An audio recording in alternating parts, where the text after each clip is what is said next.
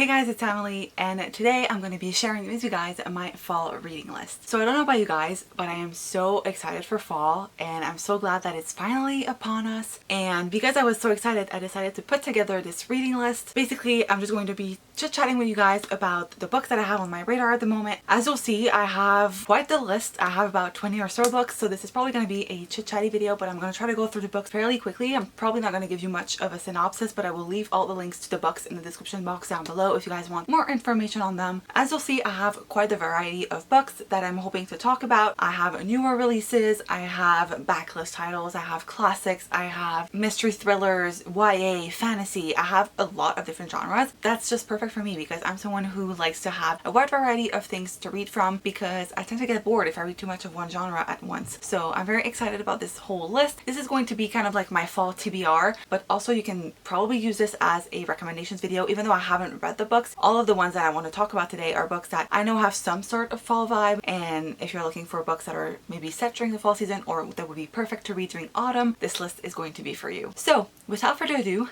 let's dive in. So the first book that I'm hoping to read this season is Northanger Abbey by Jane Austen. So I reread Pride and Prejudice last month and I absolutely loved it. It was my first time reading it since I was like 16 or so, and I just fell in love with Jane Austen's writing all over again. And so I'm very excited to be reading Northanger Abbey because this one is kind of like a gothic comedy, like a parody of a gothic novel or something like that. I've been told that it's very funny but also perfect for fall because of the spooky vibes. It's set in Bath and I'm just very excited to be reading this. It's also on the shorter side. This one is about 300 or so pages, and it's also the book club pick for the Affectionately Austen book club hosted by Desi over at PESSL Pages. This is a book for October and November, and so I think this is going to be perfect for this time of year. Next up on the list we have Rebecca by Daphne du Maurier. So I've heard amazing things about this book, but I'll be completely honest, it wasn't something that I necessarily had on top of my list. However, I recently found out that there was going to be a Netflix adaptation of the book, and obviously when I saw the cast and just like the trailer, I was like, okay, I need to add this to my list. So I am very excited to read it because, like I said, I've heard nothing but incredible things about it. The movie adaptation comes out at the end of October, I believe, and so I would love to be able to read it before then. I don't really know what the book is about. I haven't watched the movie trailer. I've only seen images of like the cast and just like the movie, but I haven't really watched a trailer because I didn't want to build up expectations for this book. I don't even know if it's like a mystery or like a romance or a little bit of both. I don't know. I've just heard amazing things about this book, and it's also on the Rory Gilmore reading list, and as you guys may know, I am trying to make my way through the list, and so this would be another perfect read for that challenge. The next book on my list is Cemetery Boys by Aidan Thomas, and I'm very excited about this one because it's YA, it's queer, but it's also written by a transgender author. I believe that there's also some Latinx representation. Not 100% sure about that one, but it just got on the New York Times bestseller list, and I've heard great things about it so far. I've heard that it's cute and it's queer, and I'm just very excited to be reading it. I don't know too much about the plot of this, but I think it's going to be the perfect fall read. Just the cover makes me think that it's going to be very fall because of the colors. Next up we have Death on the Nile by Agatha Christie. This is another Hercule Poirot mystery, and I'll be honest, Agatha Christie tends to be a hit or miss author for me. I've loved Murder on the Orient Express, but I didn't love And Then There Were None, so I feel like I either love or hate her books, and I really hope that this one is going to be one that I love. I really enjoyed the last Hercule Poirot mystery that I read, so I'm hoping I will enjoy this one as well. The main reason why I want to read this is because there's a movie adaptation that is coming out at the end of October, and I've seen the trailer and I was just obsessed with it. I really want to read this. I think it's going to be one that I love, and it's also one that has been recommended to me by many people. I love closed circle mysteries where people are stuck on a mode of transportation or in a room or something and you have to figure out who the killer is, and this is one of those, and I'm just very excited to be reading this. I really hope that I will enjoy it because the trailer looks absolutely incredible and I'm very excited for the movie adaptation, so hopefully I will enjoy this book. Next up on my list is a YA mystery thriller, and that's A Good Girl's Guide to Murder. I don't remember who the author is, but I'll put the cover on the screen so you guys can check that out. I think it was Beth from Books Nest who recommended this book, and to be honest, I'm not the biggest fan of YA mystery thrillers. They're usually like another hit or miss situation for me, but this one sounds really good. I think there's something about a girl who is a detective. Not too sure about the plot of this, but when I read the premise I remember really liking it, and I was kind of convinced that I would give this a try, so I'm adding it to my reading list. Then we have Wild at Heart by K.A. Tucker. To be honest, the main reason why I want to read it this fall is because of the cover, because I have no idea what this one is about. I really enjoyed The Simple Wild and I was excited to read the sequel, but seeing the cover, I'm pretty sure this takes place during autumn, and so I am looking forward to seeing where the story will go. I don't want to talk too much about the first book because I feel like if you know a lot diving into it, it kind of spoils it. So I would rather like give you guys the information that this takes place in Alaska. It's about a girl who's trying to rekindle a relationship with her father because he is sick, and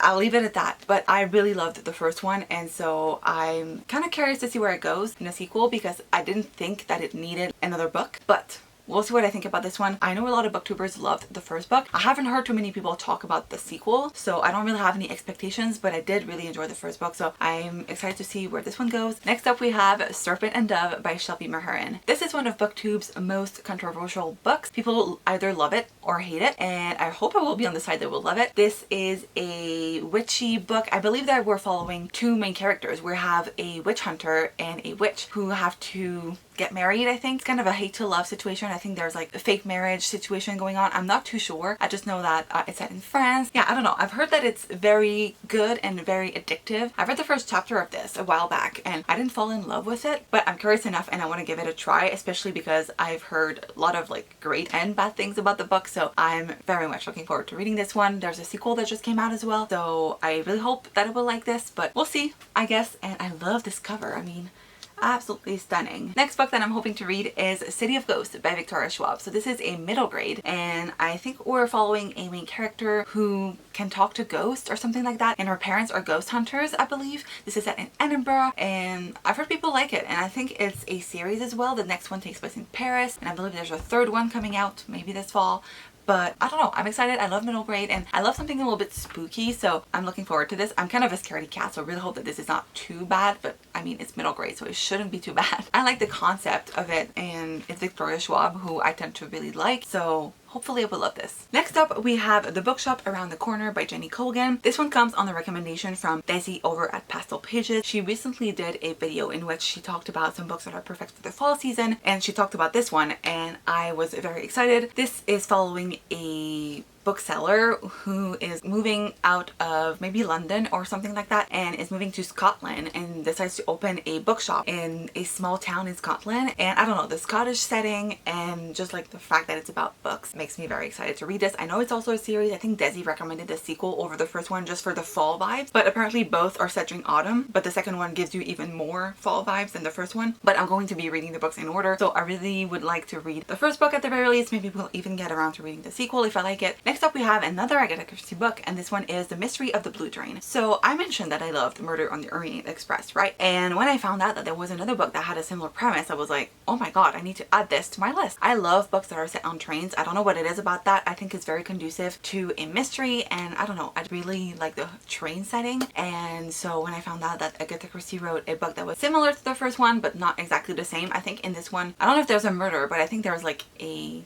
jewel theft maybe, or something of the sort. I know there's a crime that gets committed on the train and Hercule Poirot has to solve it before they reach the destination. So I'm looking forward to reading that one as well. I really hope that I will like it as much as Murder on the Orient Express. Next up we have The Strange Case of the Alchemist's Daughter, and I don't remember who is the author of that book, but I believe it was Meg from Meg with Books who mentioned that at some point. It's kind of like a Sherlock Holmes, Dr. Jekyll and Mr. Hyde situation. I think we're actually following like the descendants of Dr. Jekyll, Mr. Hyde, Sherlock Holmes, those people. I don't know too much about the premise, but I've heard that it's very kind of like spooky, academic, and I mean, if it's Sherlock Holmes and Dr. Jekyll and Mr. Hyde, the ambiance is going to be perfect for fall. So I don't know, I just thought that this would be a nice addition, something different that I haven't heard a lot of people talk about. Next up we have another middle grade, and that one is The Mystery of Black Hollow Lane. Once again, not too sure about the author, but the cover will be up on the screen. So I think it was Lexi from Alexandra Roslin who talked about this book. This one sounds perfect. I believe that we're following your main character who is going to a boarding school, and there's a mystery going on there, and like she groups up with some friends and they're trying to solve the mystery. I thought it would be perfect. I think it kind of has like a spooky